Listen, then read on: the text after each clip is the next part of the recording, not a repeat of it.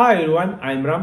Affiliate marketing மூலியமா monthly $1,000 லேந்து $5,000 எப்படி earn பண்றதுன்ற 30 days challenges சீரீஸ்ல இருக்கோம். இது வரைக்கும் 4 வீடியோஸ் பார்த்துட்டோம். இன்னைக்கு நம்ம பார்க்கக்கூடிய வீடியோ day 5.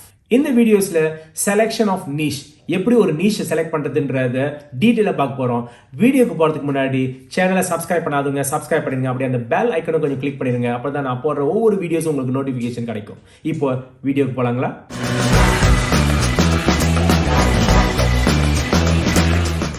இந்த வீடியோஸ்ல செலக்ஷன் ஆஃப் நீஷ் பார்க்கறதுக்கு முன்னாடி நீஷ்னா என்னன்னு பார்ப்போம். நீஷ்னா ஒரு ஸ்பெசிபிக்கான கேட்டகரி தான் நீஷ்னு சொல்லுவாங்க. உதாரணத்துக்கு இந்த உலகத்துல லட்சக்கணக்கான ப்ராடக்ட்ஸ் அண்ட் சர்வீசஸ் இருக்குது.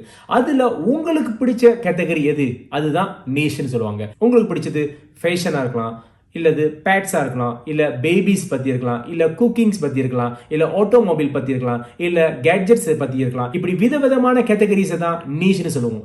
சோ உங்க நீஷை எப்படி செலக்ட் பண்றது? ஒரு பிளாக் ஆரம்பிக்கிறதுக்கு முன்னாடி உங்களோட நீஷ் என்னதுன்றதை நீங்க கன்ஃபார்ம் பண்ணி ஃபைனலைஸ் பண்ணணும். சோ உங்க நீஷை செலக்ட் பண்றதுக்கு முன்னாடி ஒரு SWOT அனாலிசிஸை நீங்க செஞ்சே ஆகணும். SWOT. S னா strength, W னா weaknesses, O opportunities, T threats.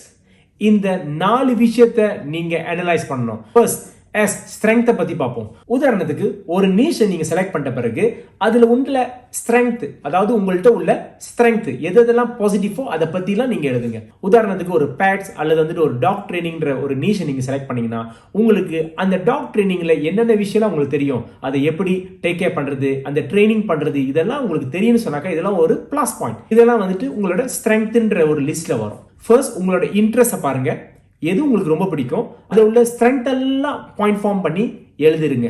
ரெண்டாவது வீக்னஸஸ்.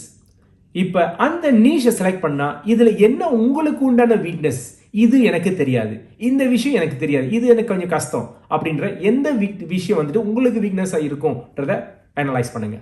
மூணாவது ஆப்பர்ச்சுனிட்டிஸ். இந்த நாள என்னென்ன ஆப்பர்ச்சுனிட்டிஸ் இருக்கு. வேர்ல்ட் வைட்ல பேட் இன்டர்நீஷ் மூலமா millions and millions turn overs நடந்துகிட்டு இருக்குது. ஸோ இது ஒரு மிகப்பெரிய ஒரு ஆப்பர்ச்சுனிட்டிஸ் இருக்குது. நாலாவது விஷயம் த்ரெட்ஸ்.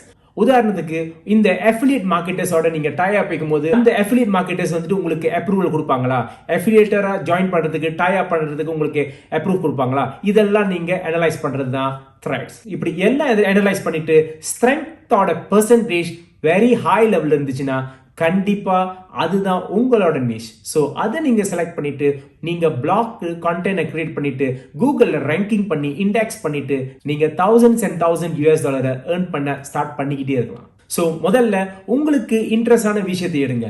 உதாரணத்துக்கு உங்களுக்கு ஒரு ஃபேஷனை பத்தி பிடிக்குன்னா அதுல அனலைஸ் பண்ணுங்க. இல்லைன்னா எனக்கு கிளாசிக் காரை பத்தி ரொம்ப தெரியும், அதை பத்தி ரொம்ப விஷயம் எனக்கு தெரியும் சொன்னாக்கா அதுதான் எனக்கு இன்ட்ரெஸ்ட் சொன்னாக்கா அதை பத்தி அனலைஸ் பண்ணுங்க. இல்ல எனக்கு குக்கிங் தான் வரும், நல்லா சமைப்பேன் அப்படின்னு சொன்னாக்கா அது நீஷா தேர்ந்தெடுங்க. இப்படி எந்த ஒரு இன்ட்ரெஸ்ட் உங்களுக்கு இல்லைனாலும் பிரச்சனை இல்லை.